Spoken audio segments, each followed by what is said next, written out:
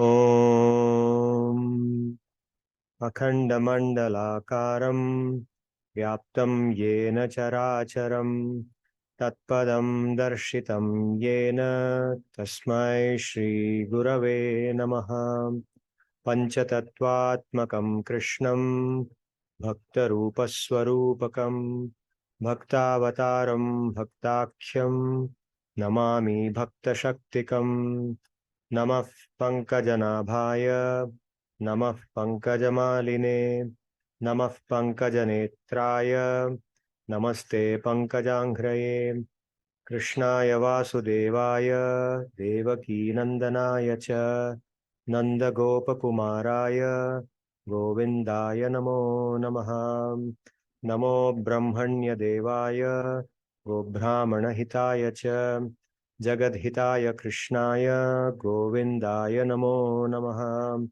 Vasudeva Sutam Devam Kamsachanuramardanam Devaki Paramanandam Krishnam Vande Jagadgurum. Sarvebhyo Namaha. Sarvesham Krute Swagatam. So today we are doing 4 shlokas from the 9th chapter.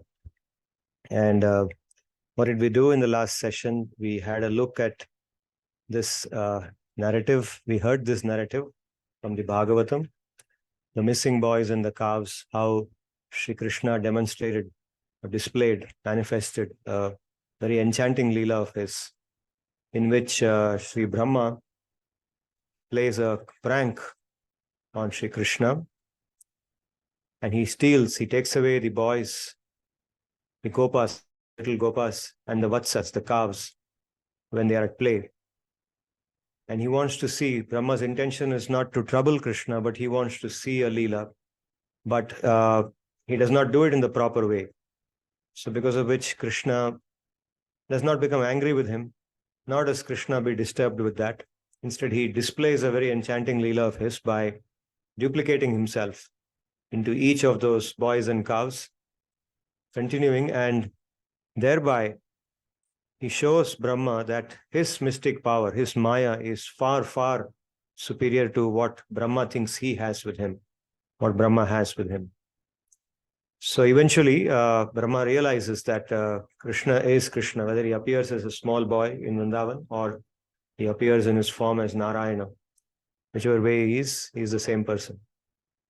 So that's story we heard. And then we also heard 2 shlokas from the Bhagavad-Gita.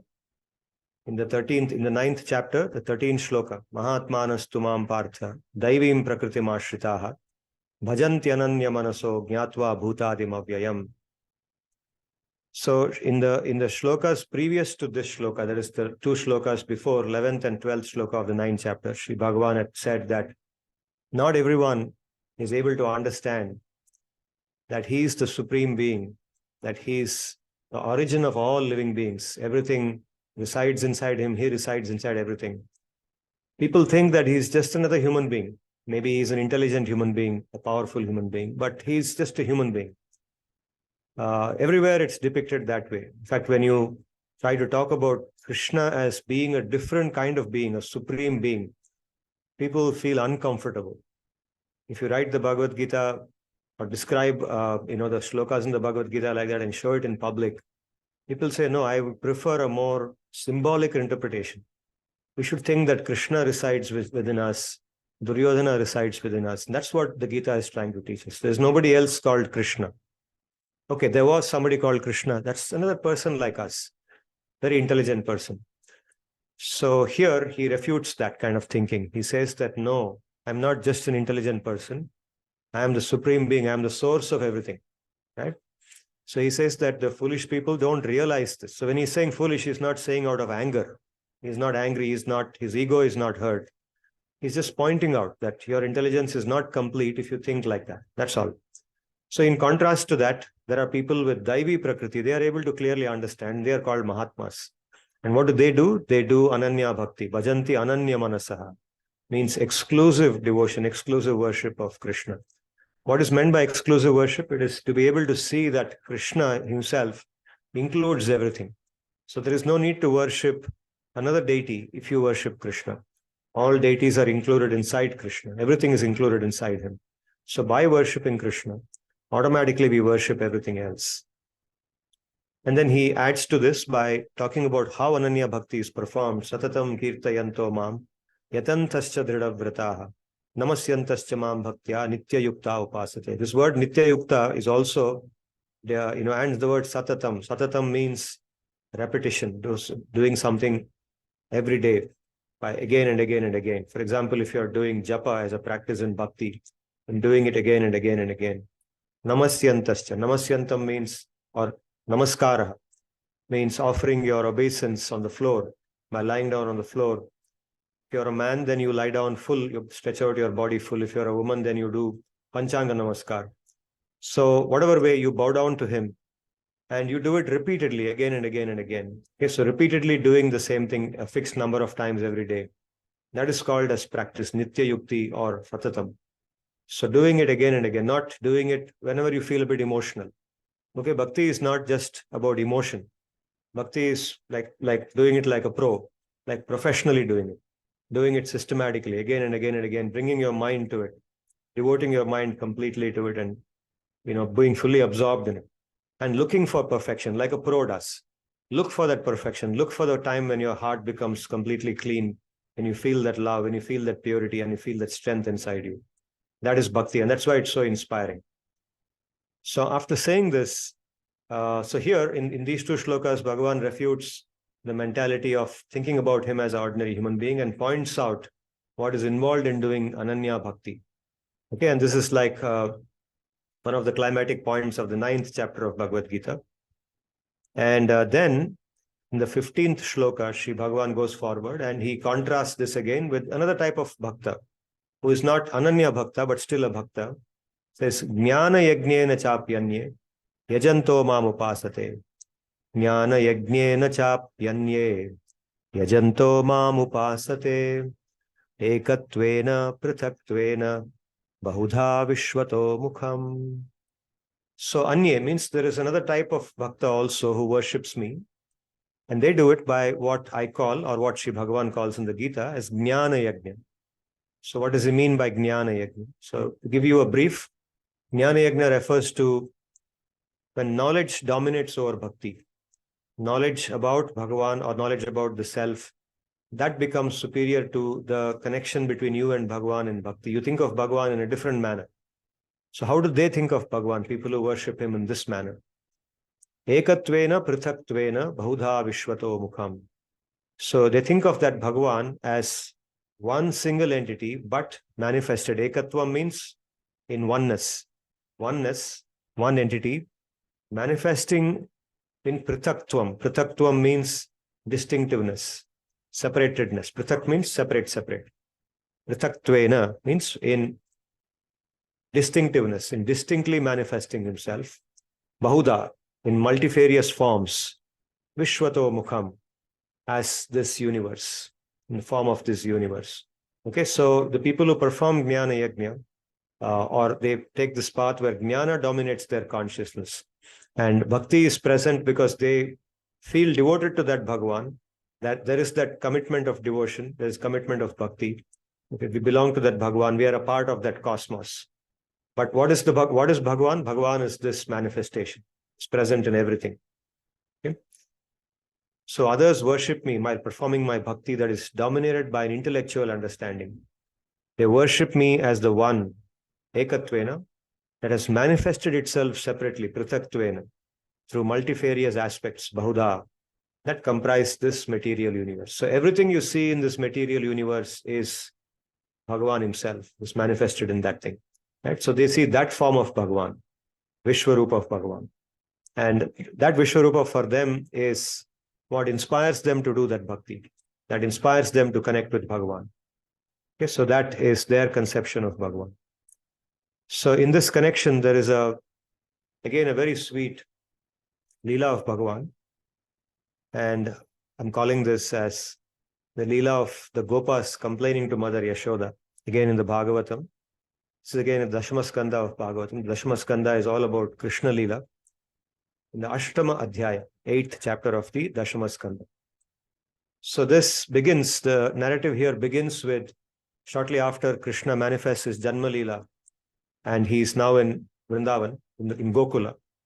In Gokula, where he's just been born, and just 8 days before Balaram appeared, his own Sheshnag appeared as Balaram.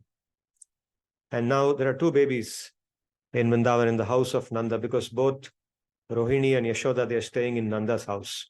They're under the protection of Nanda. Of course, Yashoda is Nanda's wife. Rohini is Vasudeva's wife, and she's staying with them.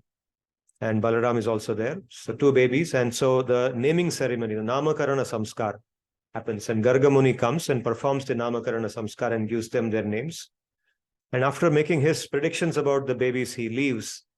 And then the Bhagavatam, this Ashtama Adhyaya, describes the very, very sweet and enchanting activities that the two babies perform in the midst of those gopas and the cows. So they go out of the house, they go crawling, and they're fully mixing in the mud and the cow dung and the cow urine, the gobar, the gomutra that is there, and they're playing with the go. So sometimes they go and they grab the tail of the cow, and the cow then drags them, runs around, and the boys are watching and they're clapping. And then the mothers, they're anxious, the baby will fall. So they're both feeling fear of what will happen to the children, and they're feeling the pleasure of seeing the small little babies playing around. So just like when we see small human babies play, how much pleasure do we feel? We feel so much happiness. Okay, now if you go to YouTube and Google on small babies, then you'll get a lot of baby videos. And even when you look at those baby videos, we don't know who those babies are, but we feel so nice watching that, right? So you can imagine when Bhagavan himself comes and does these leelas, how sweet it would have been.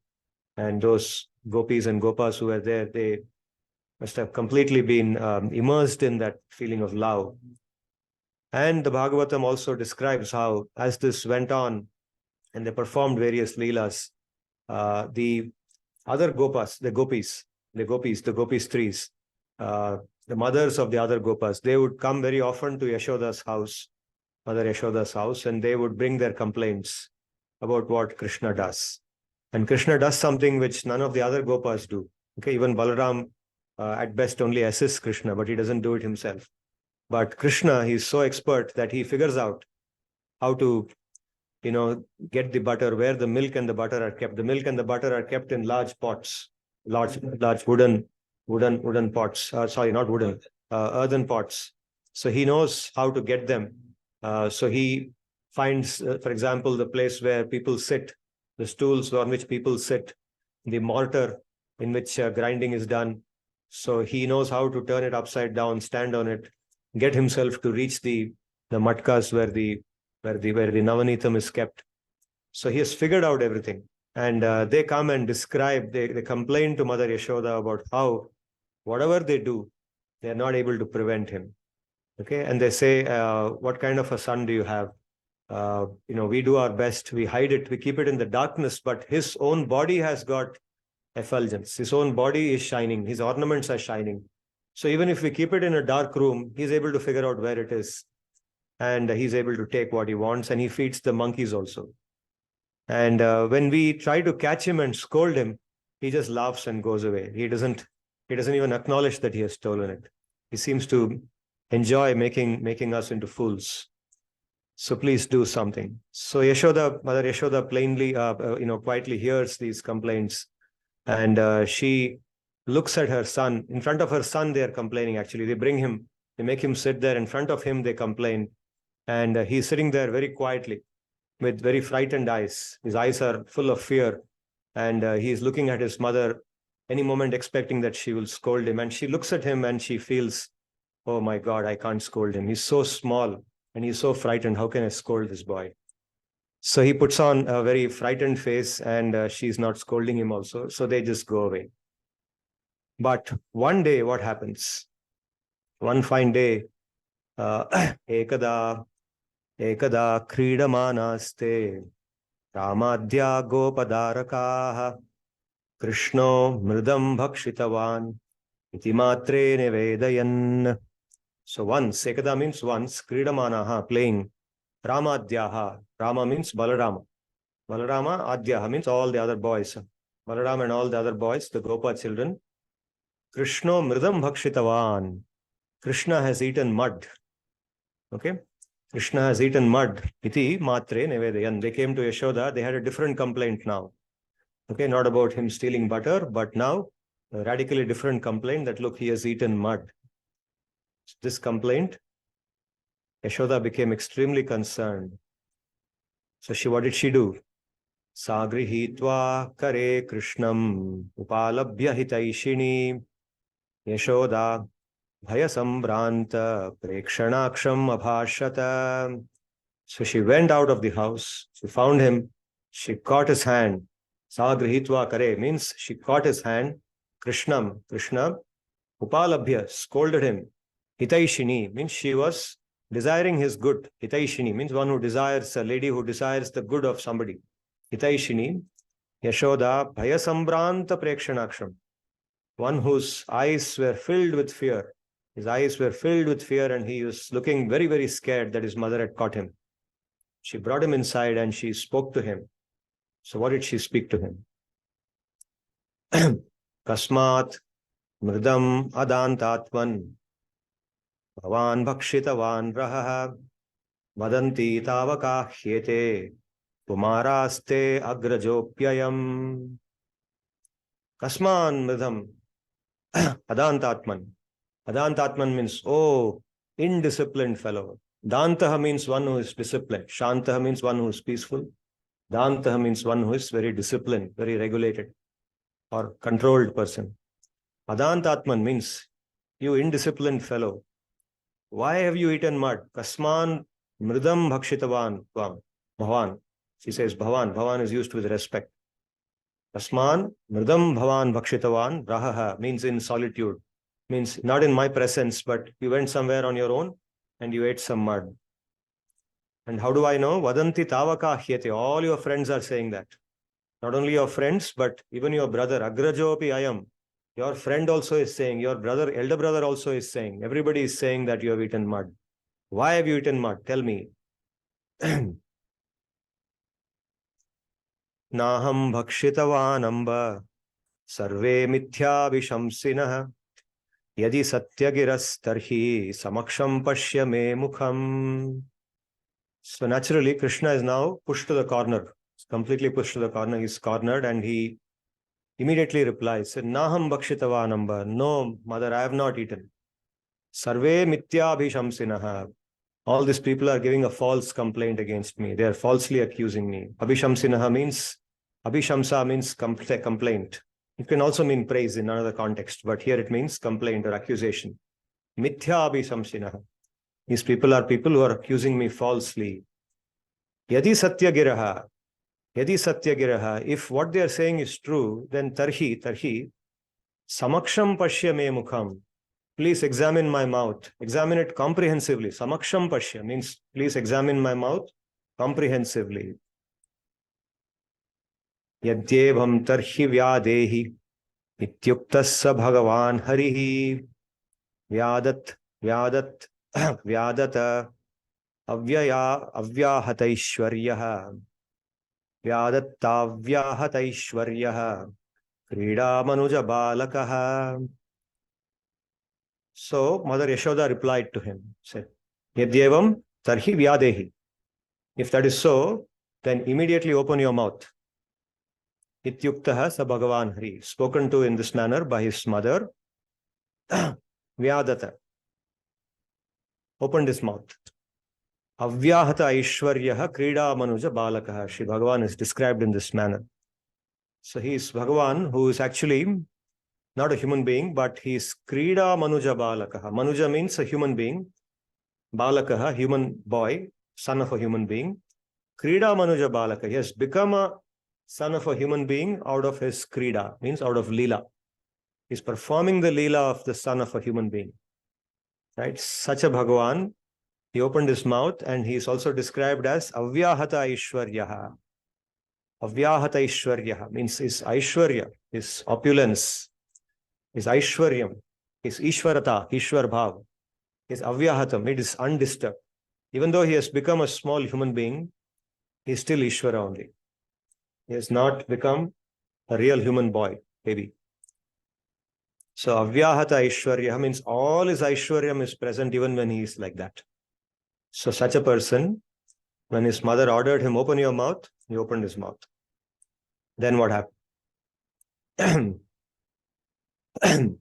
Sa tatra dadrishe vishwam jagatsthasnu shakam dishah jagatsthasnu chakam dishah sadri dvipabdhi bhugolam Savaivyagnindutarakam. There, Mother Yashoda saw. What did she see? She saw a lot of clay in his mouth.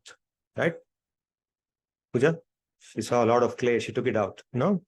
Not at all. What did she see? She saw the entire universe. Vishwam, Jagatstasnu, the firm universe. Chakam Dishaha, the entire space of this universe and all the directions. Sadri Dvipabdhi Bhukolam, along with the mountains, the islands, the oceans, and the planet Earth. The planet Earth, along with all its islands, the mountains, and all the oceans. And Vayu, Agni, the moon. Vayu is the wind god, you can say, the deity of the wind. Agni, the deity of Agni. Indu, moon, and all the stars and their deities. She saw all that inside. Jyotis Chakram Jalam Tejo Navaswan Viyadevacha Vaikarikani Indriyani Manomatra Gunastrayaha. Jyotis Chakram refers to the ecliptic. Ecliptic is the path which the earth takes when it's projected on the cosmic sphere. So the band of all the stars and constellations on that band, which the earth takes around the sun. Okay. So Jyotish Chakram, Jalam, water, Tejaha, fire, Navaswan is the wind, Viyadevacha, Navaswan Viyad is the sky, Vaikarikani Indriyani, deities of Ahankara, Indriyani, the deities of the senses, Manaha, the deity of the mind, Tanmatra, Matra here refers to Tanmatra or the sense objects, the objects of the senses, Gunastraya, the three gunas, Sattva, Rajas, Tamas, the deities of Sattva, Rajas and Tamas. Etad vichitram sahajiva kala svabhava karma shayalinga bhedam Srunostanau vikshya vidaritasye Rajam sahatmanam avapashankam. So this fascinating sight, Etad vichitram, adbhutam, very fascinating sight she saw when he opened his mouth.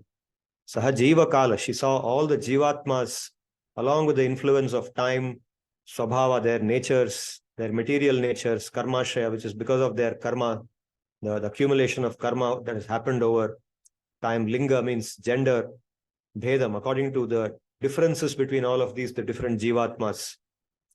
Sunoho tanao, in the body of her son, vikshya vidaritasya, in the opened mouth of the body of her son.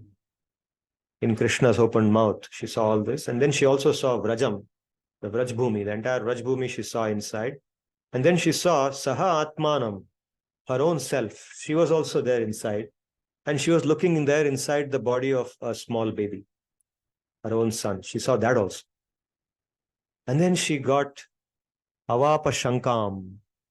She got confused. Shanka means doubt or confusion. She entered into a state of confusion. She saw all this. So this is what the Gita is trying to tell us in these shlokas. This corresponds to how the Jnana Yajna, the people who perform this form of bhakti, where they like to think of Krishna or Shri Bhagavan. Aham kraturaham yajna. This is the 16th shloka of the 9th chapter of Bhagavad-gita. Aham kraturaham yajnaha swadaham aham aushadham mantroham aham evajyam aham agniraham hutam. I am kratuhu. Kratuhu means a particular kind of yajna like agnishtoma. Aham yajnaha. Yajna is another kind of yajna. Yajna and kratu both are two types of yajna. Yajna means a fire sacrifice. You see, in our system, the Vedic system, the means to do dharma is to perform fire sacrifices, the fundamental means. And then supported by all our respective duties. All the duties eventually culminate in doing different types of sacrifices. And the offerings go to different types of deities in this universe. So, kratuhu, yajna, different words used for different types of yajna. Swadaham, swadha refers to the offering that we make to our pitris, like we do Shraddha ceremony. During the Shraddha, we offer, what are the words? Swadha. Swadha is that offering we do during the Shraddha. I am that offering. Aham aushadham, I am medicines, and I am the ingredients which go into medicine. Mantroham aham evajyam, I am the mantras chanted during these yajnas. Aham eva ajyam, I am the ghee offered in the yajna. Aham agnihi, I am the fire which comes in the yajna. Aham bhutam, I am all the other materials offered in the yajna. I am the fire sacrifices such as Agnishtoma, Vaishwadeva. These are the different names of fire sacrifices. In some future class, I will cover more of these different types of yajnas which are performed and why they are performed. I am Swadha, the offering made to forefathers in the Shraddha process. I am medicine, I am the ingredients of medicine. I am the sacred chants uttered and the clarified butter, ghee, and other items offered in the sacrifice. We say ghee in India, but the Westerners, they don't know the concept of ghee. In India, ghee is a normal food item, right? So for them, when they see this happening, they call it clarified butter. Other items offered in the sacrifice. I am the fire of the sacrifice as well as that which is offered into it. Pita hamasya jagato, mata dhata pitamaha, vedyam pavitram omkara, riksamaya jurevacha. I am the father of this universe, Pita, of this entire universe. I am the father. I am the mother, Mata. Dhata, I am the sustainer. I am the bearer. I am the protector, Dhata. Pitamaha, I am the grandfather also. Why is Krishna also the grandfather? Because he's the father of Brahma. Brahma is considered as the father of the universe, but he is the father of Brahma also. So that's one meaning of Pitamaha. Vedyam. Vedyam means I am that which is to be known. I ought to be known. Okay, again in the Gita later on he will say Sarvaischa Sarvasya chaham hrisannivishto Sarvasya chaham hrisannivishto Mattah smatir jnanam apohanam cha Vedaischa sarvairaham eva vedyah. Through all the Vedas I am to be known. Vedyam pavitram omkara. I am the purified matter and I am pure. I am the source of purity. Pavitram. Omkara. I am the Omkara. And the Omkara is considered the seed of the Veda. What Veda? Rik, Sama, Yajuhu. 3 Veda names are mentioned here, and Atharva Veda is included indirectly. Rig Veda, Sama Veda, Yajur Veda. Rik, Sama, Yajur, Evacha. So I am all of these things. I am the father of this universe, its mother, its nurturer, protector, and its grandfather. I am that which is to be known. I am the purifier. I am Omkara, the seed of the Veda. I am also the Rik, Sama, Yajur, and Atharva Vedas. Gatir bharta prabhu sakshi nivasa sharanam suhrit prabhavav pralayasthanam nidhanam bijam avyayam. Gatihi can have different meanings. The word gatihi can mean the fruit of a process, or it can mean the process itself, the process of attaining something. Gatihi. I am the process for attaining perfection. Bharta means husband. Prabhuhu, master. Sakshi, witness. Nivasaha, place of residence, abode of residence for everything. Sharanam, the refuge for everything. And Suhrit means the best friend for everything. For all living beings, I am the best friend. Prabhavaha, I am the source of everything. Pralayaha, I am the sink, source and the sink. Pralaya means the ending point, destination or destruction. Sthanam means the maintenance. I am the source, the originator, the destroyer, and the maintainer. Nidhanam, the treasure. Nidhanam means nidhihi, treasure. I am the ultimate treasure. I am the seed of everything. Bijam, avyayam. I am indestructible.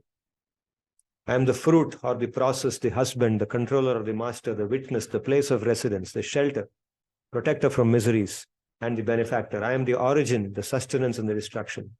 I am the treasure, I am the seed, and I am indestructible. Tapam yaham maham varsham nigranami utsrajami cha amritam chaiva mrityuscha sadasachaham arjuna. So I am tapasya, I am austerity. I am also the heat that is produced in the hot season. During the hot season, summer, extreme heat is produced, right? So I am that. Aham varsham, I am rain. And I am the person who nigranami, I withdraw the rain Utsrajami, I also give the rain. So during the summer season, I withdraw the rain. And just after summer season is over, I give the monsoon. I am the source of that. Amritam chaiva mrityuscha. I am both Amrita. Amrita here refers to the state of immortality or liberation, mukti. I am that state of liberation, mukti. Or I am mrityu. I am the state of being in samsara. Samsara is the state of mrityu. Because we continuously experience mrityu here, life after life. I am both mukti and mrityu. Sat and asat. Sadasat chaham Arjuna. I am both sat, the truth, and the untruth. Untruth also comes from me. So it is said that, सत्य के आधार पर ही असत्य का विचार चलता है और असत्य का व्यवहार सत्य के आधार पर ही चलता है. It's only because there is something called as satya that asatya is possible. And in Achintya Bheda Bheda we say that this Achintya Bheda Bheda is a philosophy which says that there is both Bhedatva between Bhagavan and the Jivatma, and there is Abhedatva also, right? There's both difference and oneness. But the fundamental between the two is the Bheda. The difference is more fundamental, Bhed. On that Bhed, Abheda builds up. Abheda is possible only because there is Bhed. So Sat and Asat both belong to him and both reside in him. I cause heat and I withhold and create the rain. O Arjuna, I am eternal liberation, I am death, I am the subtle as well as the gross. So Shri Bhagavan is this entire universe manifested in different ways. In the 10th chapter, the next chapter, because he has said all these things, Arjuna now instigates him in the 10th chapter to speak more about this, and he will speak more. But this is what he's trying to say, that these bhaktas, they think about him in this manner. So Mother Yashoda was seeing all this inside Sri Krishna's mouth, and she simply couldn't understand what's going on. But after all, as a mother, all she knew was that she was trying to, protect her baby. Her baby has eaten clay. All the friends are saying, so it must be true. And her baby is denying it. So she has now scolded him, made him open his mouth. And instead of finding clay inside it, she found the entire universe, and she's not able to believe what she's saying. She's confused. So she's thinking, Kim swapna etad uta deva maya, kim va madiyo bata buddhi mohaha, atho amushaiva mamarbhakasya, mamabhakasyaha, kaschana utpattika atmayogaha. Is this some kind of a dream that I'm experiencing? Kim swapnaha etat uta deva maya, or is it some divine deva, some divine creature has put me under his maya? Kimva madiyo bata buddhi mohaha, or is it just that my own intelligence has become now suddenly corrupted?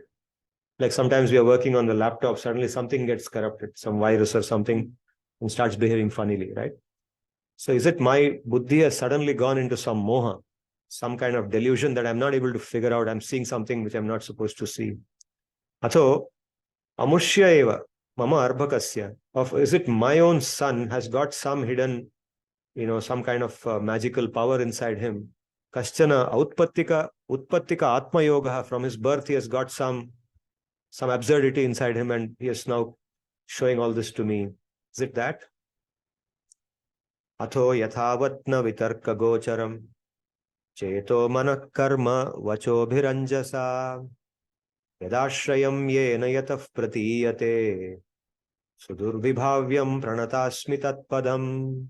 So immediately she thinks of Sri Bhagavan, Vishnu.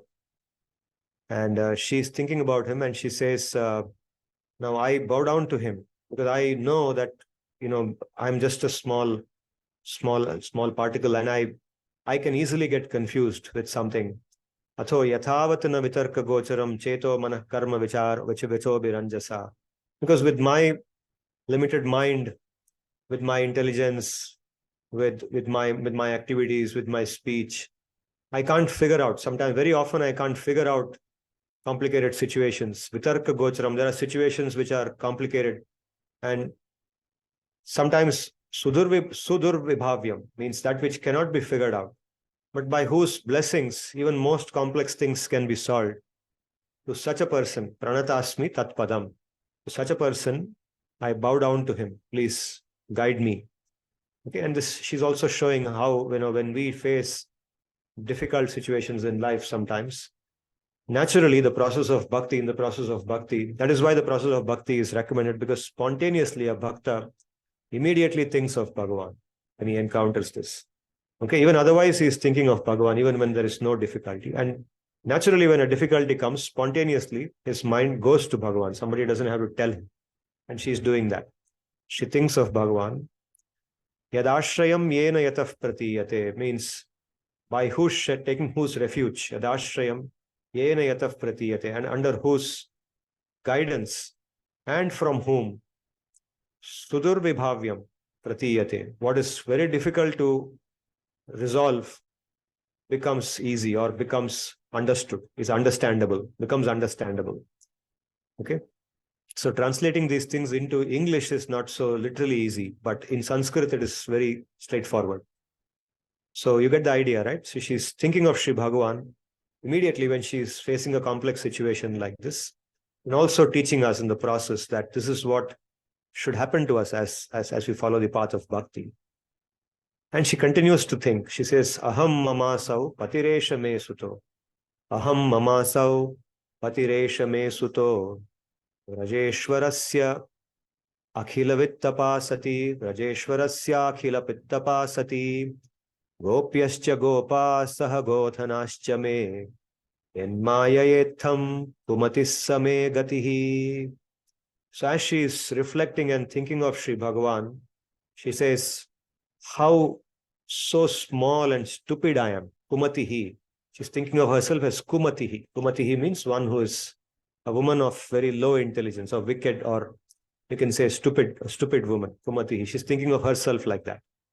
Kumatihi semagati. I'm so stupid. I'm so less intelligent. I can't figure out what am I. I'm just thinking that I am, aham, me, I, mama, mine.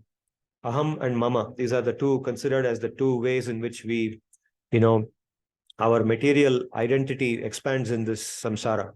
All the time, our identity is grounded in this thinking about ourselves. Oh, I am great, I am this, I am that. Tum nahi jante ki mo kaun ho? That kind of thinking. Mama, this is mine. No, this person is my friend. He's my assistant. He's my this, he's my that. So aham and mama. Asau patireshaha, this person is my husband. Okay, she's now Yashoda is thinking. This person, Nanda Maharaj, he's my husband. Me suta, Eshaha me sutaha, this boy is my son. Rajeshwarasya akhila vittapasati. I am the wife of Rajeshwara. Rajeshwara is Nanda, the master of Raja. I am the wife of the master of Raja. I am the queen of Raja. Vittapa, and all the wealth in Raja belongs to me and my husband. Okay, Gopyascha, these gopis, other gopis in Vrindavan. Gopaha, all the gopas, their husbands. Saha godhanascha, along with all their wealth and all the cows, all the go that they have. They are all mine. They are all mine. Yan mayaya, by whose maya? That Bhagavan's maya has made me think like this. I'm now praying to that Bhagavan to help me come out of this confusion. So as she thinks about him, she thinks of herself as being under maya, that Bhagavan's maya. And she thinks that how stupid I am. And that is why, because of this situation, because I am in this maya, that is why I encounter these kind of situations. I made my little son open his mouth, and I'm supposed to be seeing clay there, but I'm seeing something completely absurd. So why I'm seeing all this? I don't think any other woman will experience this, but me, because I'm so stupid. So she's thinking like this. And itham vidita tattvayam gopikayam sa ishvaraha Vaishnavim vyatanot mayam putrasnehamayim vibuhu. So itham vidita tattvayam. As she was going on thinking in this manner, she was going on thinking like this philosophically. She became very philosophical in her thinking. And Ishvara, who is standing in front of her, a little boy. So Gopikayam Vaishnavim vyatanot maya. He cast his Vaishnavi maya upon her, his yoga maya. Okay, so I've told you before how Bhagavan operates his maya in the form of yoga maya upon his bhaktas, and in the form of mahamaya upon all the jivas in general, right? So he cast his yoga maya upon her. And by casting his yoga maya, what happened? Immediately, her thoughts were replaced by putra snehamaya. She started experiencing the love for her son again. Okay, like she was experiencing before this happened. Putra snehamayim vibhuhu. Vibhuhu means Ishvara, infinite, vibhuhu. Sadhyo nashtasmritir gopi, saropyarohamatmajam, pravriddha sneha kalila hridaya, asit yatha pura. Sadhyo nashtasmritihi. So immediately, the moment he cast his maya, instantly, all that experience of that universe in his mouth, nasht ho gaya. Sadhyo nashta. Instantly it got destroyed. And then what happened? Saropya. Arohat mata. She lifted her baby onto her lap and she embraced him. Okay. And pravriddha sneha kalila. Her heart became filled with dense love for Sri Bhagavan. And she became just like she was before. So in one instant, all that went away and she was back to what she was before. And here Sri Vyasadeva concludes this story. Traya chopanishadbhischa sankhya yogaischa satvataihi upakiya mahatmyam harim samanyata atmajam. So in the three Vedas, Traya, cha Upanishadbhischa, in all the Upanishads, Sankhya Yogaischa, Satvataihi, in the Sankhya system of philosophy and in the Yoga system, in all these systems, they're giving you different systems of philosophy, in all of them, Upagiyamana Mahatmyam Harim. Hari is the one whose glories are being described. Upagiyamana means whose glories are being Mahatmyam. Mahatmyam means glories or praises or greatness. Upagiyamana. They are being described, they are being sung. And such a person, she, sa, amanyata, she thought that Yashoda, who's there, a village woman, she thought that this one is my little boy. She thought it's my little boy. Okay, the point being made here is that because she was so pure-hearted, she had no hatred in her heart, she had no jealousy, she was very simple-hearted, very simple in her mind. She had no desires other than to do seva. She was so pure in her seva, so that Bhagavan himself, he manifested to her as a little boy and he gave her that love, that pure love towards himself and towards everybody else. Okay, that is the point being made. So even though other bhaktas, so in between she sees that universal form, and this through this narrative, Sri Vyasadeva is trying to teach us how that universal form is not for people like Yashoda. That form, they will never be able to relate to it. The shlokas we saw in the Bhagavad-Gita today, those 4 shlokas, they relate to how there's a whole class of beings for whom that form inspires bhakti. They cannot relate to Bhagavan as that small boy in Vrindavan. For them, that cannot be Bhagavan. Because for them, when they see Krishna, it is just another human being. So therefore, out of his own kindness, he inspires in them his universal form. Right? Even Dhritarashtra, when he comes to Hastinapur, then Dhritarashtra begs him. Dhritarashtra knows. Dhritarashtra is not foolish. I mean, he's blind, but he's also morally blind. He's attached to his son, etc. But still he has enough intelligence to know that this is Swayam Bhagavan who has come. And he's the Paramatma, he's Vishwarupa. So he pleads with him that please give me the eyes, both the material eyes and the divine eyes, to be able to see your Vishwarupa. Because that inspires me.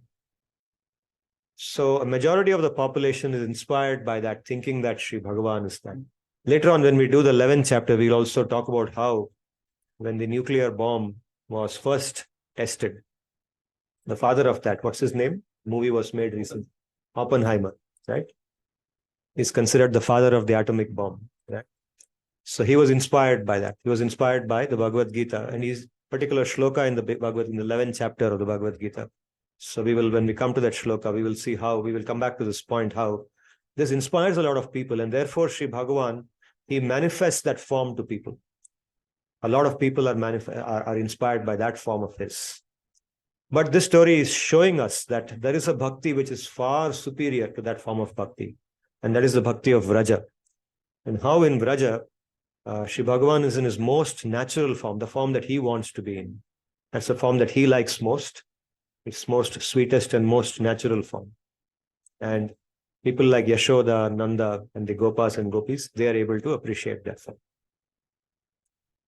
So today we will stop with this much, and if you have any doubts, questions, etc., we'll take them. Those online also. I hope my audio was clear to you today. Pranam, sir. Yes, you were clear. Yes, sir. We could hear you, sir. Yeah. Thank you.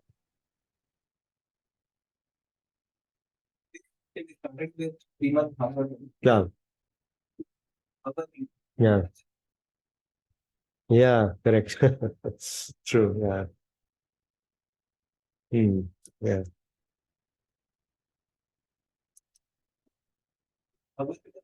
We can't hear him. Okay. Can you speak a little louder, Swapnil? Yeah. I was telling that today's structure we started with Srimad Bhagavatam, then we went to Bhagavad-Gita, and then we again concluded back at Srimad Bhagavatam. I found it unique because in earlier classes we did not follow this structure. So it's good. And Any question? Yeah. The shlokas in Srimad Bhagavatam today that we just learned. So I remember reading it like in medicine science Sanjeevani. So when we were discussing it, sir, we said that I'm the medicine. Yeah. But we did not use the word Sanjeevani. That will come in the 10th chapter. Okay, Yeah. Yeah. It'll come later.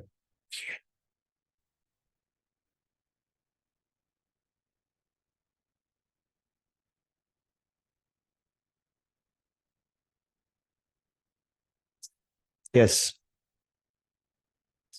Yeah.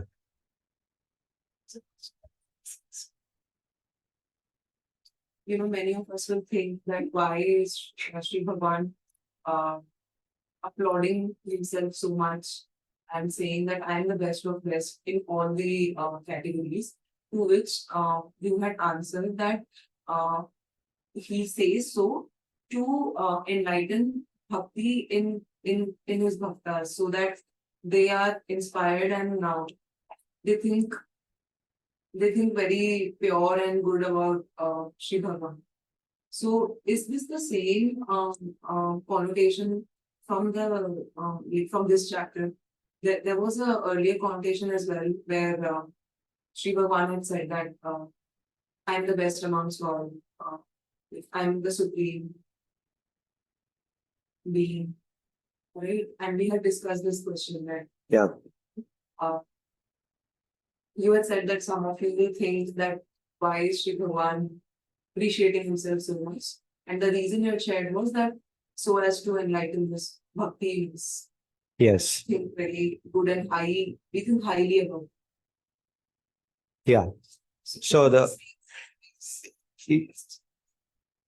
yes. So throughout the Gita, he maintains this tone of revelation. So when Bhagavan speaks about himself in this manner, we should not liken him to an ordinary human being who is egotistic out of arrogance or pride. He talks about his own glories. He praises himself. I did this, I did that, I am this, I am that. An ordinary human being who is not sufficiently cultured may talk like that. But when Sri Bhagavan is speaking, he's speaking out of a sense of revelation, out of kindness, because he wants to attract us towards him for our benefit. He has nothing to gain from us. There's nothing that he depends on us for. He is already complete in himself. Seeing that we are suffering in this samsara, but we don't even know that we are suffering. That means it's suffering on top of suffering. First of all, we are suffering and then we lack the knowledge that we are suffering. It's like a person who has fever but doesn't know that they have fever. That's worse than a person who has fever and knows that they have fever. Correct? So we are in that condition. We don't know. And so he tries to tell us, like a doctor would say, look, you have fever. Please understand. I can help you because I have some education. So I can guide you. I can help you. So out of kindness, he comes and tells. So we should understand it in that sense. Or like a mother who tells her child, and the child is simply unwilling to listen. Just don't do this. This is bad for you. Out of kindness. So his tone is a tone of kindness and compassion and not a tone of arrogance. It sounds like that because the words are like that. That's why when you just go by the words, you have to be cautious. But we should also keep in mind that this is not delivered on a stage, talking to all of the people. He's talking only to Arjuna. And he says, Idam tute guhyatamam pravakshyami anusuyave. Because you are free from asuya. Your heart is pure. So you will be able to understand me correctly, why I'm saying like this. That's why I'm speaking this to you. In the end of the Gita, in the 18th chapter, after he concludes, he will say that, don't tell this to everybody. Be careful. Say this only to my bhaktas, people who will be able to appreciate this, who will understand this correctly and not misunderstand. Because if people were to misunderstand this, which some people do, then it becomes an aparad against Sri Bhagavan, which doesn't affect him, but it affects them. Their ignorance will further become deeper. And in future also, their chances of coming to him, connecting with him will become weaker. Right? The probability of their connecting will become lesser, further lower. They'll be more attracted towards demoniac, asuric things. So that is why he says, don't publicly talk about this.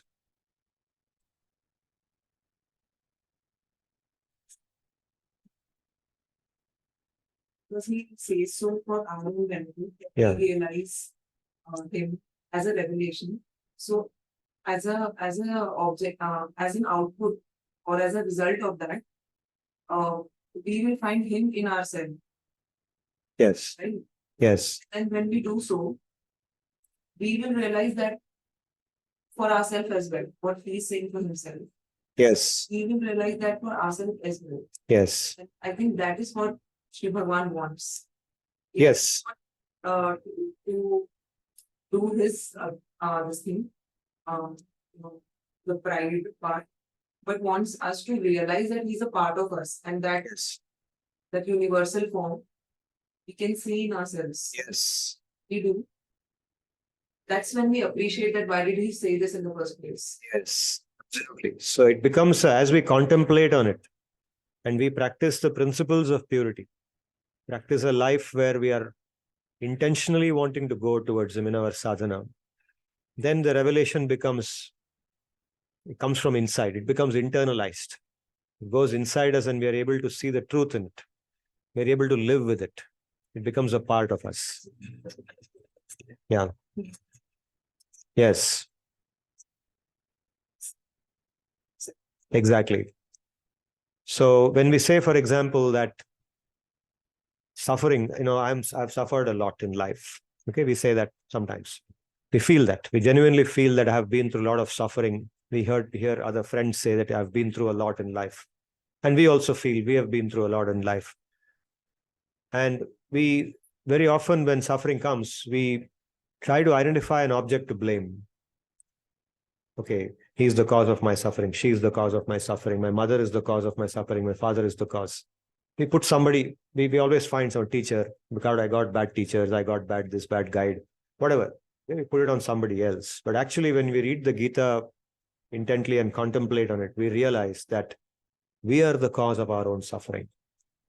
That person is not the cause of my suffering. This person is the cause of my suffering. This person means myself. I am the cause of my own suffering. What I have done in the past, that I am seeing now, I'm experiencing now. Exactly in the same manner, if I have to be happy in life, then I have to start becoming the cause of that by doing the right things. And so that happiness also is inside here only. And that is from that Bhagavan who resides inside. He's not far away. I don't have to go to that physical Vrindavan. I can go to physical Vrindavan also if I want to, but then even if I can't, then that Bhagavan is right here inside. That whole Vrindavan is right here inside me. And I have to connect with that. And that is done through the process of bhakti. If we do that, then that happiness is inside. That suffering will go away, the happiness will come. So even in the midst of the worst suffering, if we are able to adopt this, then that happiness will take over.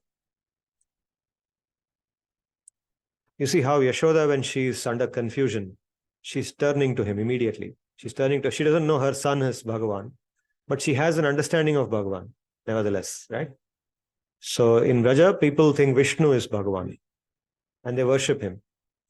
They don't know that Krishna that they are worshipping is the same as the source of that Vishnu. They don't realize that. That's okay. That's his Yoga Maya. He does it that way. So they're always thinking of that. When the asuras come to kill Krishna, they protect him. And they're praying to Vishnu that please protect him, let the asuras not come. And when they find the asura has died, they think, yeah, he's been protected now. Our prayers have worked. They don't know what happened.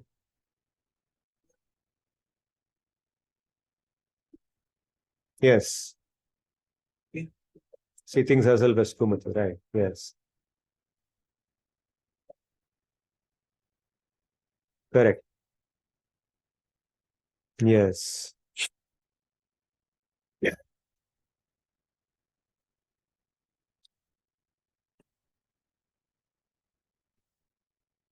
Hmm. When we come to He will get free from Mahamaya. Yogamaya is the Maya that Krishna keeps his bhaktas under. Yeah, so that he can relate with them in different ways. Chitta, That's also Yogamaya.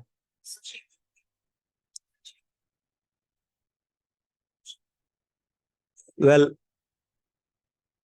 in the case of Yashoda, in this particular Leela, everything is Yogamaya. So when we say Krishna cast his Yogamaya at that point, what we mean is that he brought in that particular aspect by removing one type of influence of Yogamaya, and he brought in this influence. Yes. Her most natural sthai bhav. That's called the sthai bhav in bhakti. Sthai bhav means the most natural position in which we relate with Bhagavan. So in the case of Yashoda, it is that this is my son. That's all. Yeah, that is eternal for her. It never changes. That came back. That is restored. So she had gone out of that. She had been taken out of that by Yogamaya herself. And she was brought back into that. Yeah. Yeah. Yeah. So these things increase the pleasure of the bhakta. So Bhagavan is always keen to increase his bhaktas' happiness in different ways.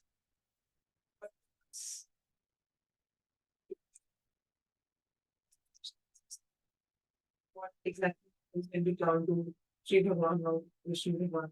If we are genuine in our turning to him, he responds to us. He guides us as to how to cope with that situation, in that situation. Either to get a solution, the right thought process to cope with it, how to interpret that situation correctly, right? So we should not think of it oversimplistically. For example, we should not think that, I will suddenly become very powerful. So suppose, I got caught with a traffic policeman, he's fining me or he's asking for a bribe or something. It's a difficult situation to cope with. So now I thought of Krishna and then the traffic policeman suddenly go away. That may not happen. I mean, it's not like that. It's just that in that situation, my mind will then suddenly become more clear about what I should do. So this is what we ask him, please guide my intelligence. So we should not be oversimplistic. And this is how we see in life through difficult situations, he guides us. So, and at the end of it, we realize that, yes, it's because of that guidance that today I am what I am. I've been on this path and I've reached this point. It's by his guidance.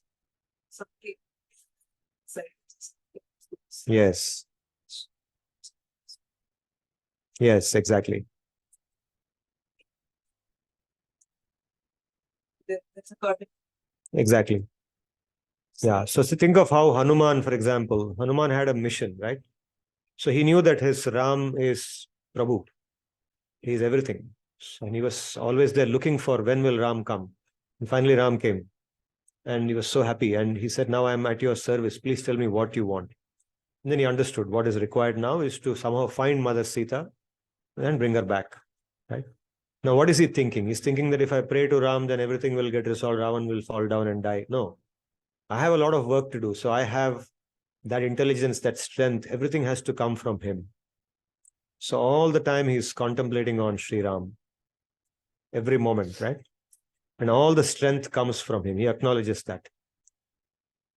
And he does impossible things. What would normally be impossible even in his own expectation.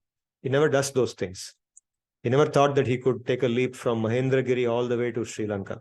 Mahendragiri, in my understanding, or I am told that it is someplace in Odisha. Today's Odisha. It's on the coast or someplace like that. So he took off from there, it is said. There are multiple versions of this. There's one version which says there's one Mahendragiri today also in Kerala, near the end, near Trivandrum. ISRO has a center, a testing major center in Mahendragiri on the Mahendragiri hill. So some people may also interpret like that. And there's another school of thought which says that Mahendragiri mentioned in the Ramayana is the one in Odisha, from where he jumped. Whichever it is, it's a quite long distance to reach Lanka. Both are not small, although the second one is nearer. But that is something Hanuman had never done before. He had never practiced to do that kind of a thing before in his life, right? They're probably used to lifting big boulders and dropping on other people or whatever. I mean, killing his enemies and things like that. But think of jumping like this and something like, his tail is set on fire. Set the whole Lanka on fire with that. You never have thought of that. But at that moment, you put in that situation, that inspiration came, that intelligence came from within, right? That is what the bhakta looks for from Bhagavan, that direction. What should I do next? That intelligence, that thought comes from within and he does it. He's able to do that.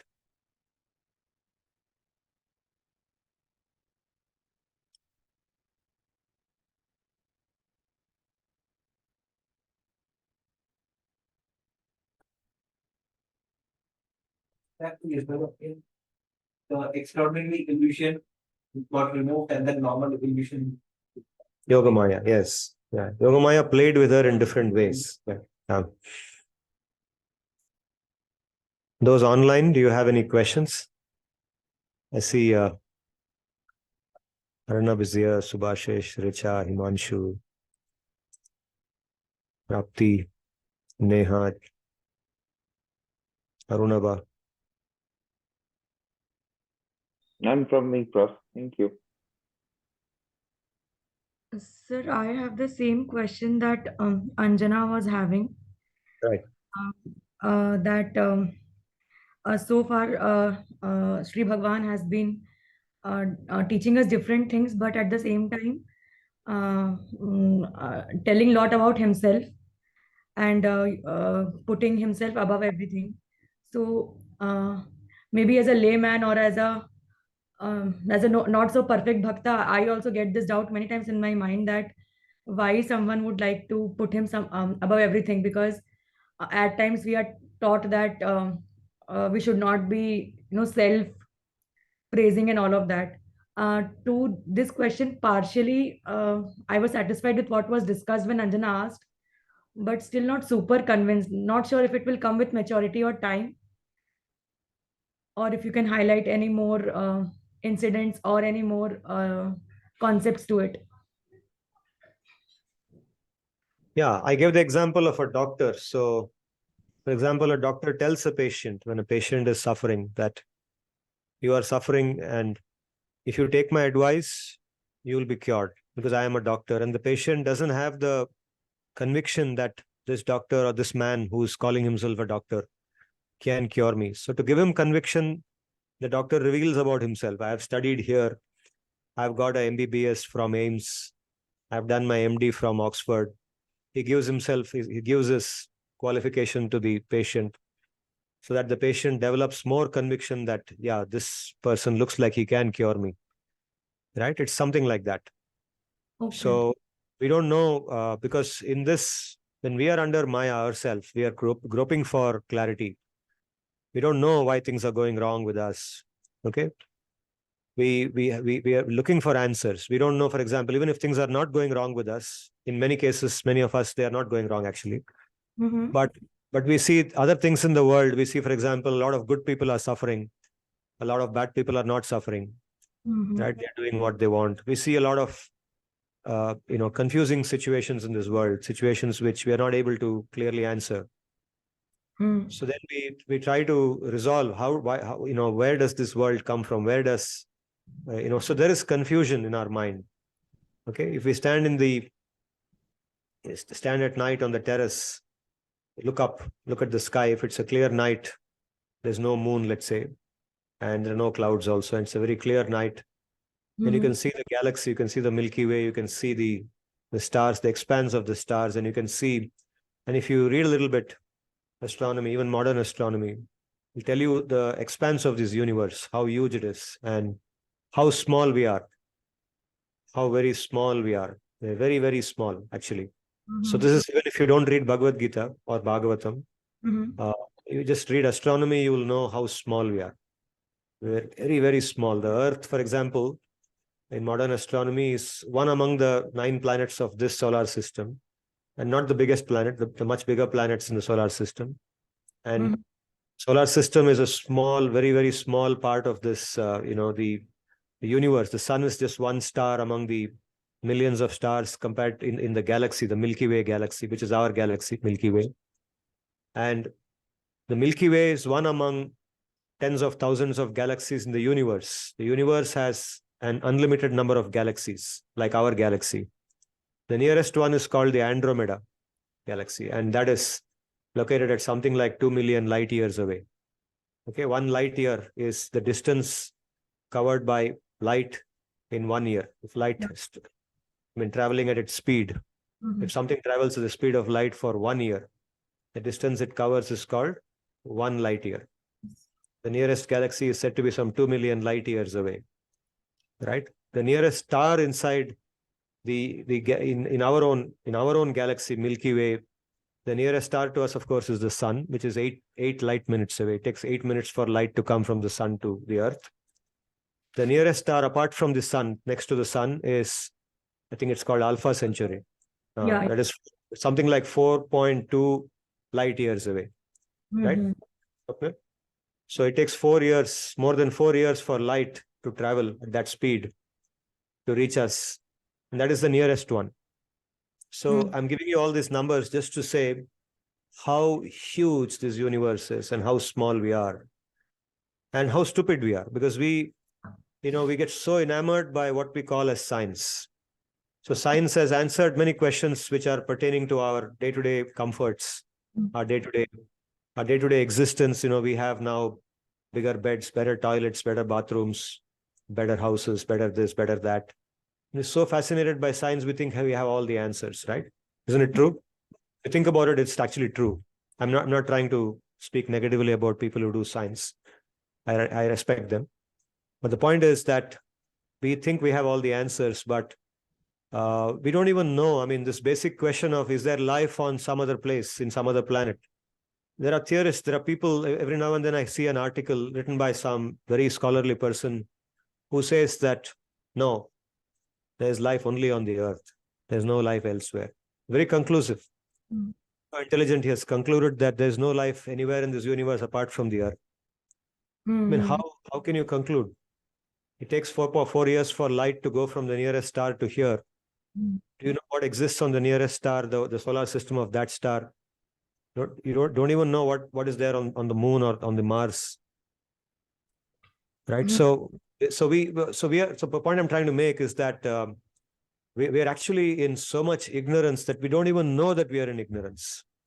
Yeah. Despite knowing so much, we don't even know that we are in ignorance, you see. Whereas knowledge, real knowledge, vidya dadati vinayam, in the Hitopadesha it is said, when real knowledge is given, it gives humility. If it doesn't give humility, then what we got is not knowledge. It is actually ignorance. We got more ignorance, and so we became more arrogant. Okay. But when real knowledge comes, then that knowledge shows us that we know very little. We know very less. And then we become, our mind opens up to something else.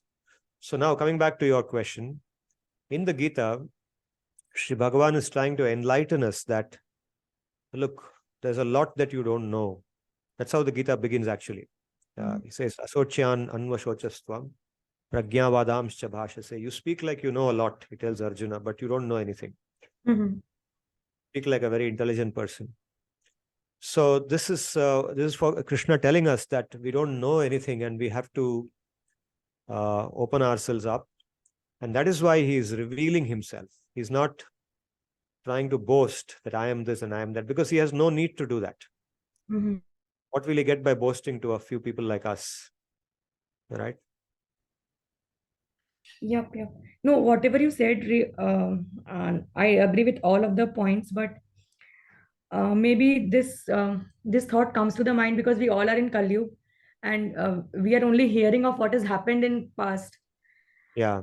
uh, uh, and not I'm not questioning that there's no proof or something or whatever. I fully agree that these things have have happened in past, but since we are only listening to different stories in the different versions, like from parents a different version of story, now a different version maybe, and whatever we see outside or read outside somewhere, so it generates some doubt. Okay, are we really reading something that has happened, or it is all just mythology?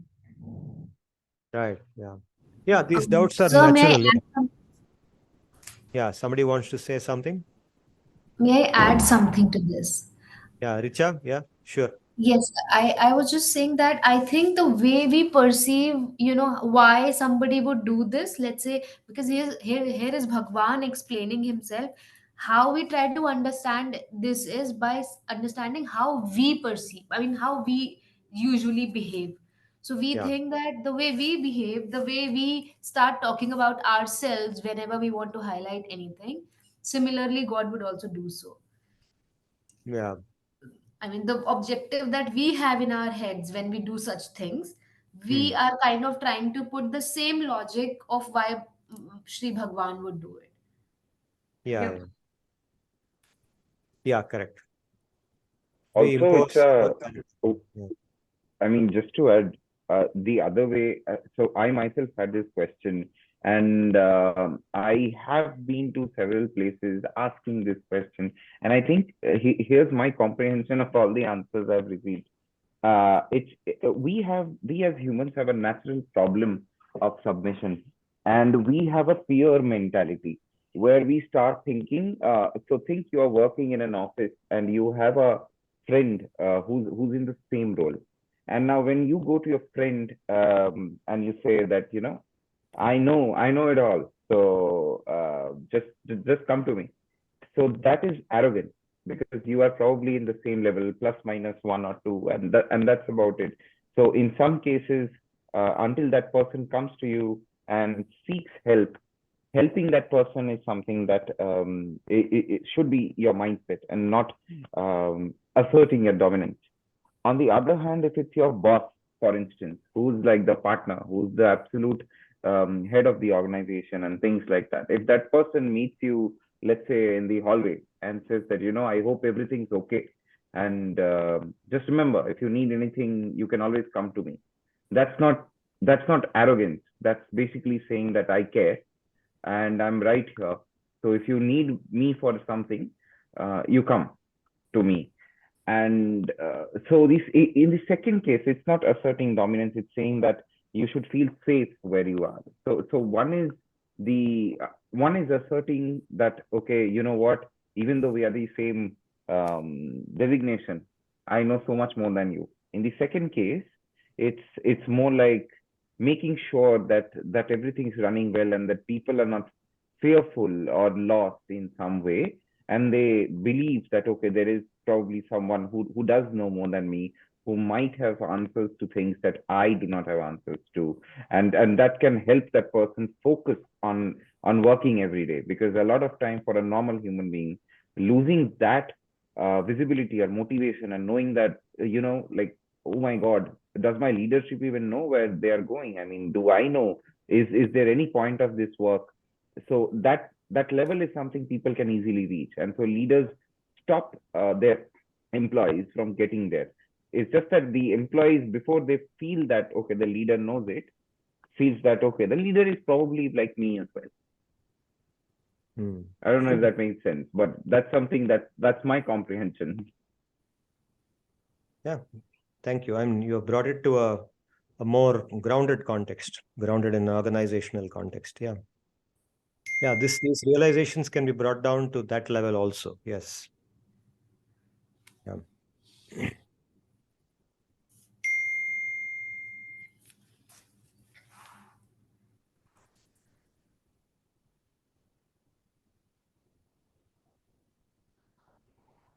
Basically portraying himself as approachable. Yeah. Yeah. He's actually, yeah, that's, you can, yeah. I agree with that. He's always approachable. Yes. Approachable, yeah. Always approachable. Yes.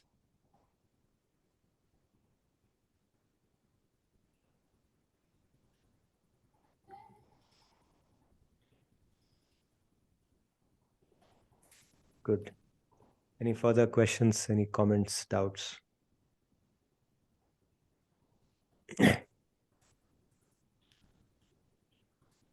Should we close for today?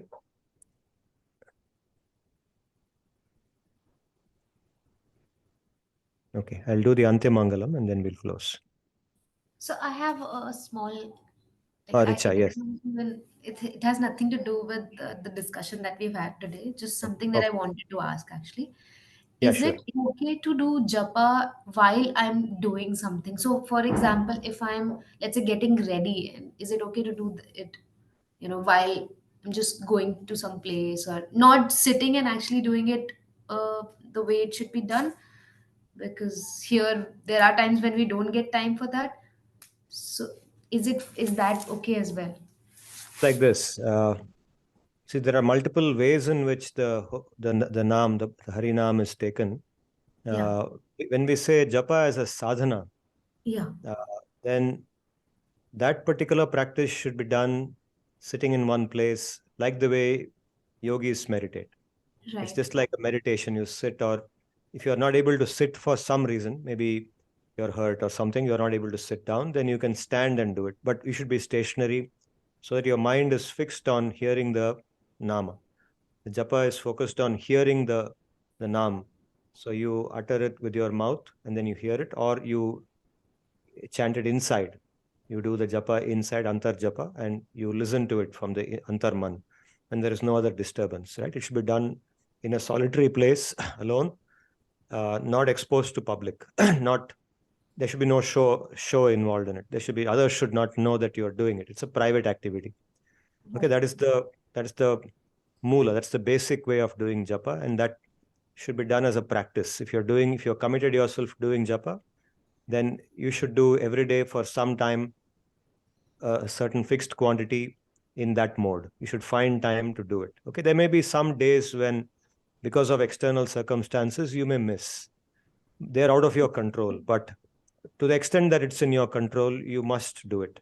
You must try to make time for it and do it consciously. Now, apart from that, let us say that you have done that. Let us say, for example, you had committed to doing so much volume of japa on a particular day. Okay. And you did that. Now you're going out for work. Obviously, you have a lot of other things to do also. So you go out for your work, you go to class, you go to, buy something, etc. So then during the day, antar japa, that is japa in the mind keeps happening. So if we have done this properly, the basic japa is done properly, that sadhana is done properly, then the Harinam keeps coming in the mind again and again and again. It comes by itself. It manifests by itself, and you should encourage that. You should allow your mind to dwell on that japa. But that should not be counted as your main sadhana. That's only an outcome of your sadhana. Okay, so there you allow your mind to dwell on the name throughout the day. And when you go to bed at night also, as you sleep, you just allow the mind to call out the name. You don't force the mind, but you allow the mind to naturally soak itself in repeating the names. That happens as you go about your activities. But that is not your main sadhana. When we say sadhana, we mean that committed amount that you do as a practice. Like I said, do it like a pro. You commit yourself a particular time, space. You should mark out a space in your house or your room for that and preserve that space very carefully.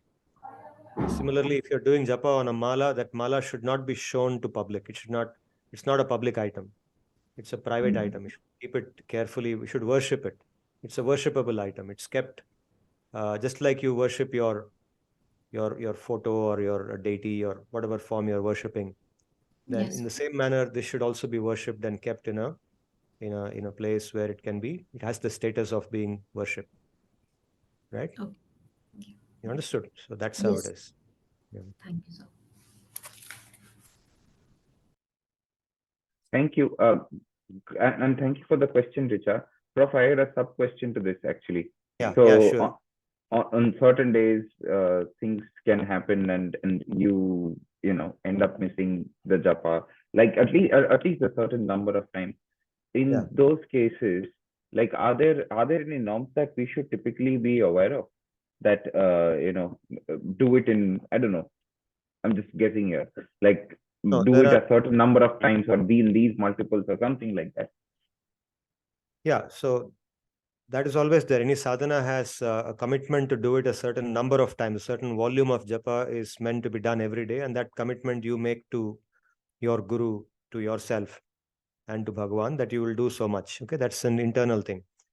Now, if you're not able to do it someday, okay, that should happen rarely. It should not be a regular thing. It should not be an excuse that, okay, I have a, there's a clause which allows me to miss it if I want to. It's not like that. It is not meant to be missed. But circumstances sometimes, become difficult in life for anybody, because we are living in this samsara. So sometimes it may not be possible to sit down somewhere and do japa, right, in the way in which you normally do it. Typically, let's say you're traveling or you have some very urgent deadlines that you simply cannot miss, right? So in such cases, you understand, and there is nothing called, there's no parihar for not doing japa, because japa is a seva. Japa is done as a seva to Bhagavan. So there is no parihar for missing seva. You just feel in your heart you feel that today I have missed and I should look for the next earliest opportunity to do it properly. That's all. It's not a pap. You're not done a pap by missing that. Do you follow? I see. Thank you. Yeah. But you don't consciously plan for missing it. It gets missed because of circumstances.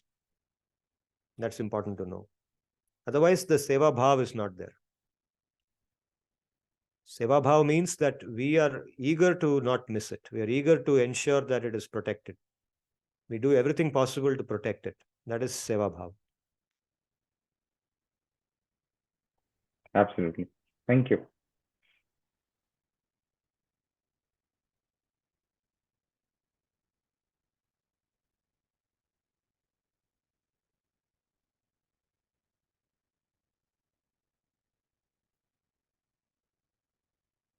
So any further questions? Shall we close for now? You had something, Anjana? You were asking something? In place of japa, the same question that she asked. Japa, I just wanted to ask the same question for bhajan. So bhajan is something that we are not supposed to do in private, right? Like that is something that we can enjoy or sing. Do it in a group, yeah. Even but Group of like-minded people. Yeah. Listen to a bhajan. You can listen to a bhajan, yeah. See, the basic idea is this, that all these things are done as seva. Right? Bhajan also is another form of seva. Seva means that which gives pleasure to Bhagavan. So whatever way we do it, we should ensure that it's done in a manner that he will like it. Unko acha lagega. ये देखने से. So it should not be done in a manner. The caution is this, that sometimes we get excited. And we may do it in a way without being sensitive to the environment in which we are doing it. Right? For example, there may be people who don't appreciate it. Not everybody appreciates bhajan, for example. Right? And they may get disturbed. I mean, I should admit that I have done it when I was just beginning this path of bhakti. I was staying in a hostel at that time. And I and a group of friends, like-minded friends who were also interested in bhajan. So they used to come to my room and we used to do bhajan at 4 o'clock in the morning with the kartal and mridang and everything. And people would get disturbed, the hostel, other people in the hostel. And they obviously, they don't appreciate bhajan like the way we do. I mean, they do appreciate in a general sense because they are after all Indians like us. So they do know that there is a part of, they're not attached to it like we are, right? They do know it's something very, very much culturally, Time is not, because they are going to sleep. Many of them are going just taken, they're just studying up all the night and they're going to sleep at that point of time. And I'm there getting up at 4:30 and doing this bhajan. And many people didn't like it. And I came to hear that later on. That news was brought to me by another friend saying that, see, people are commenting on you. Don't do this and all that. So I would never do that again. I mean, I would not support doing bhajan in a manner that disturbs others, because that is not pleasing to Bhagavan. That's all. Seva is that which is pleasing to Bhagavan. So it should be done in a manner that doesn't disturb anyone. It should be done in a manner that is pleasing. It may not interest most people. That's fine. It's perfectly fine. But there are some other people who are interested, so we bring them together and we do it with them. Isn't it? So, for example, in my house, if I do it in my house, then nobody is disturbed. My people in my house, they all like it. Then we do it. Nothing wrong with that. Even in house, like, let's say, if you're somebody, should take care. Like, Exactly. Yeah. Very much. Yeah. Yeah. So even in the house, if some people don't, they get disturbed by it, or they don't want you to do it at that time, then we should respect them. Then go to a temple and do it, where other people also are there who do it. Don't do it when it disturbs others. Do things in a way that doesn't disturb anyone. Otherwise, it's a direct insult to Bhagavan. It's an aparadh to Bhagavan. He will not be happy about it. It doesn't forward bhakti. It doesn't come in the path of bhakti. my question actually was like, but why not very set environment? Like, let's say I'm playing, or let's say I'm just studying, I want some music in my ears. Yeah. So I was actually asking from that informal path. Do it. If you're putting headphones and doing, then who will stop you? Nobody will stop. But there is Yeah, definitely. Yeah, it is. So when I said sadhana, I meant, well-defined practices like japa, or even kirtan is a well-defined practice. It's like singing bhajan. Now you do it in certain measure. So when you say well-defined practice, what I mean is certain measure. But here, because Yeah. So when you're traveling in a train, you're listening to some bhajan. That's fine. Yeah. Yeah, very much. Yeah, exactly. Yeah. Exactly. Yes. it will not Yes. it will just give peace to our mind. Very much. Yeah. Very much.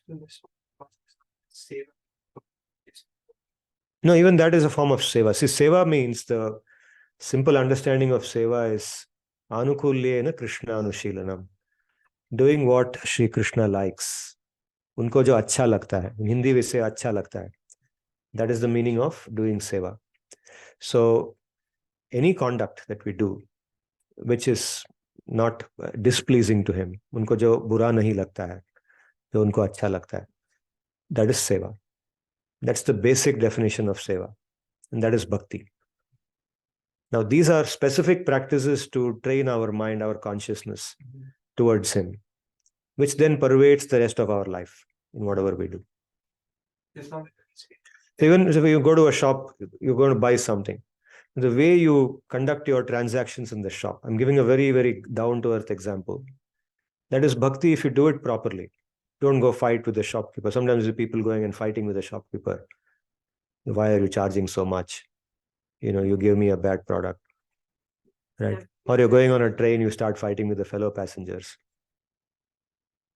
Or you do something to irritate somebody else. So this kind of behavior is displeasing to Bhagavan, and that goes against bhakti. So bhakti is anything that we do when we conduct ourselves in public or private in a manner that he likes. When you're studying, study with seriousness. He likes that. That's how he is. If he were in your shoes, or if he was in my shoes, then he would do my work in that manner, seriousness. So do it in the way that he would do it if he was in our shoes. That is pleasing to him. That's as simple as that. So when you have a doubt, that's a good way to, good kind of a guideline. Ask the question, if Bhagavan were in my shoes, then what would he do in this situation? So you think over that, contemplate on that, then the answer comes from inside, that he would behave, his nature is like this, he would behave in this manner. Then you can try to conduct yourself like that, and he will give you the strength for doing that. That's pleasing to him. That's bhakti. That becomes bhakti. So when we are in an unfavorable situation as well. Yeah, I mean, whatever situation. Like, Yeah.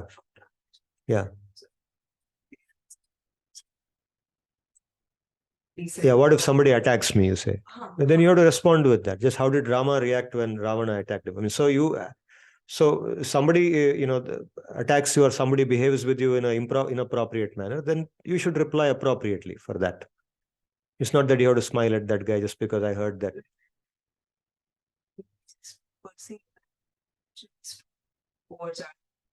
Yeah, then you understood that he's trying to cheat you. Then you have to deal with him like that. You should not say, oh, no, I'm not supposed to fight. No, nothing like that. So this bhakti is not some impractical thing. Down to it. So bhakti is about appropriate behavior. Behave appropriately. So a person is trying to cheat you, then you have to bring out that thing. You have to come out, you have to resolve that cheating. You have to point out to him in an appropriate manner. At that time, it doesn't matter whether he's hurt or not. The point is to point out that you are cheating me. Why are you cheating? Yeah, I mean, do it in a dignified manner. Be dignified manner. You don't have to behave like a wild animal. Sometimes people behave like animals. So don't behave like an animal. Especially the tone of Yeah. words. Yeah. So, but you have to deal with it in a way that resolves it. That he should know that you know that he is cheating you. Right? So you have to be firm. And if you're angry, you must show your anger. Show your anger in a way that is dignified. And that resolves the problem. Exactly. That goes towards resolving the problem and not simply aggravating it. Exactly. That's the correct thing. Yes. We often try to study seriously, but the environment sometimes doesn't favor because we have noise, we have people talking, or we have music playing and TV. Yeah. So try to resolve it. Yeah. You have to express that. So suppose you're supposed to have a peaceful environment. Suppose somebody in the library is making a nuisance. A library is supposed to be a peaceful place. You go to the librarian and complain to him. Request his help. Somebody is going on talking there, sitting in the library. They're not supposed to talk there. You can go and request them politely, please don't talk, it's disturbing me. You do it 2 times, they still don't listen to you. Go to the librarian and tell them that, look, there are 2 guys there sitting and going on joking. It happens, no, in the library? Even informally. Yeah. So we can just say who are Yeah. Yeah. in a dignified manner. Yeah. Yeah, but be firm. So appropriate behavior, the essential thing is behave appropriately. So it's not about being artificially nice to somebody. Bhakti is not artificial. Bhakti is most natural. But sir, it take care of the So bhakti refines us. It refines our behavior. It makes us dignified. And sometimes we have to be rude. In some situations, rudeness is required. And that is where we count on, depend on Sri Bhagavan for that intelligence of when to be rude. Arjuna has to shoot the arrow. When Karna is in that situation, he had to kill Karna. Krishna told him, kill him now. Don't think of, this dharma says I should wait for him to get up and... No, kill him. So he killed him. That was appropriate at that point of time. Bhakti is appropriate behavior. It's not about being artificially nice to people or smiling, put on a smiley face all the time. It's not like that. Bhakti is not like that. Shishupal and Krishna. Like Shishupal was insulting Krishna. Krishna warned him. And then finally Sudarshan Chakra came out. And, yeah.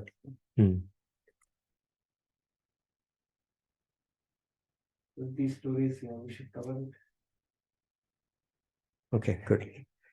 We'll discuss more as we go forward. Yeah.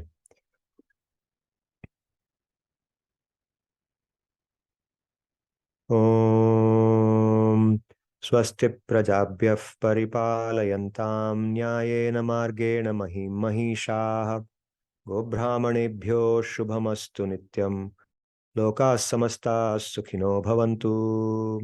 Om Tad Vishno Paramam Padagum Sada Pashyanti Surayah Niviva Chakshuratatam Tad Vipraso Vipanyavo Jagruvagum Sassamindhate Vishnor Yat Paramam Padam Paryaptya Anantarayaya Sarvastamoti Ratra Uttama Maharbhavati Sarvasyaptyai Sarvasya Jityai Sarvameva Tena Apnoti Sarvam Jayati. Om Shanti Shanti Shanti. Hari Om Tat Sat. Dhanyavada. Punarmilamah.